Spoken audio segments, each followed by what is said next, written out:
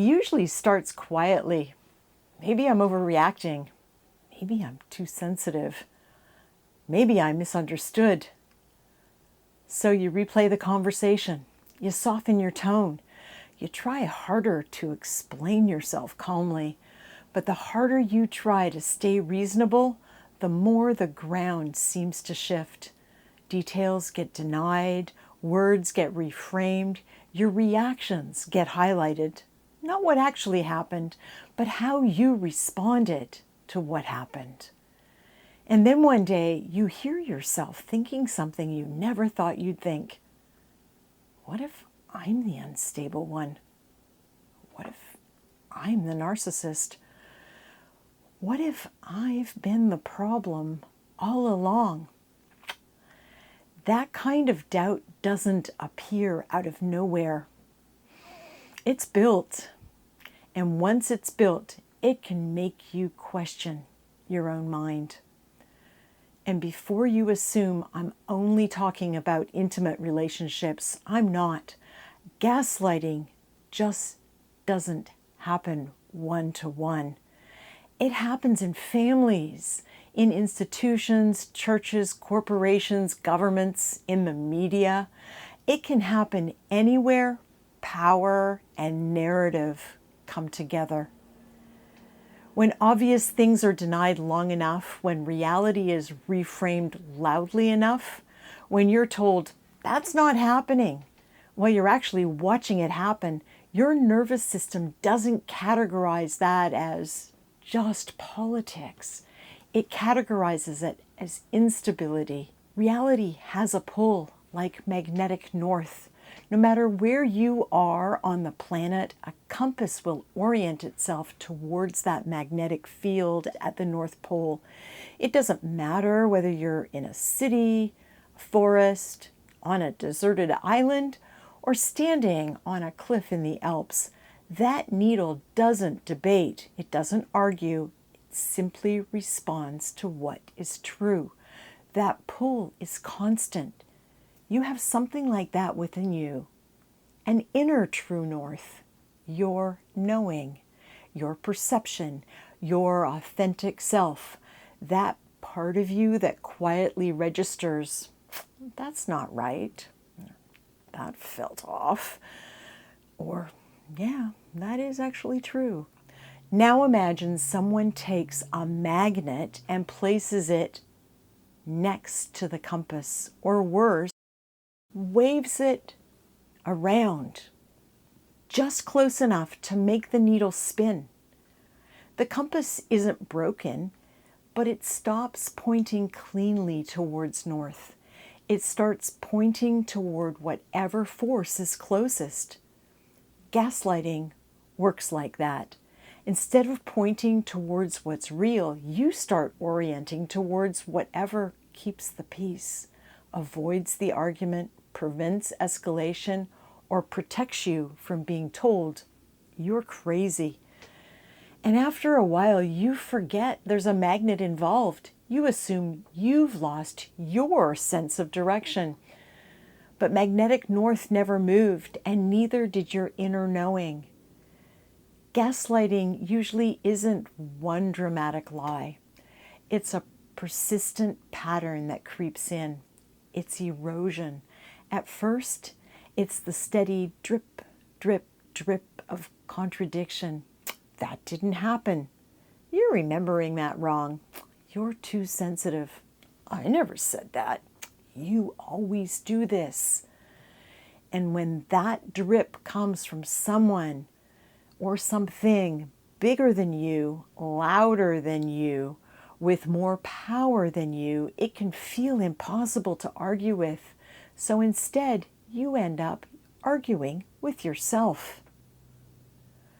Then there's another pattern that people don't always have language for.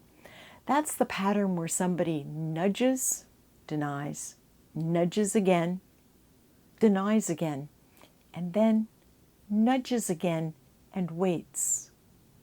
They wait for your nervous system to finally tip.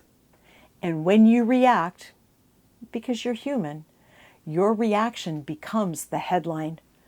Not what actually happened, not what was said, not what was denied, just your reaction. See, told you were crazy. And then there's a third pattern. Some might call it the mother of all gaslighting techniques. And we've seen this one all too often in our political feeds these days. You'll hear it called DARVO, and you'll recognize it in both interpersonal relationships and in our society from people wielding power over others. The D is for deny, A for attack, and the RVO for reversing the victim and offender. DARVO, DARVO. And here's how it plays out. Powerful people do terrible things. Then they deny those terrible things.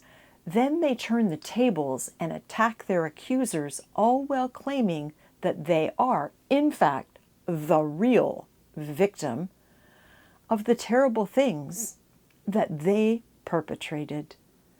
That reversal is disorienting on purpose. That's the whole point of DARVO. DARVO is the mechanism, disorientation is the goal. That disorientation is one of the reasons good, conscientious people start wondering, what if I'm the narcissist? I have to say this plainly.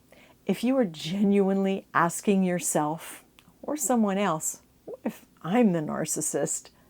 With worry, with a conscience, with a desire to be honest, you are definitely not a narcissist.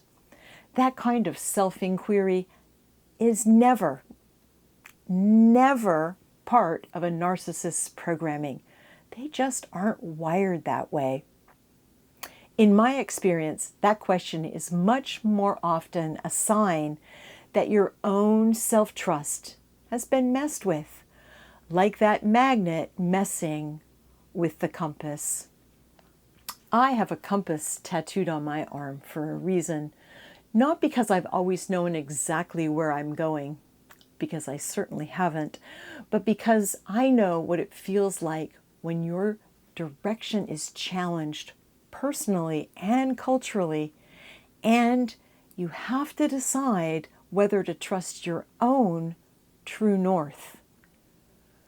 Reinvention, for me, isn't about becoming someone new.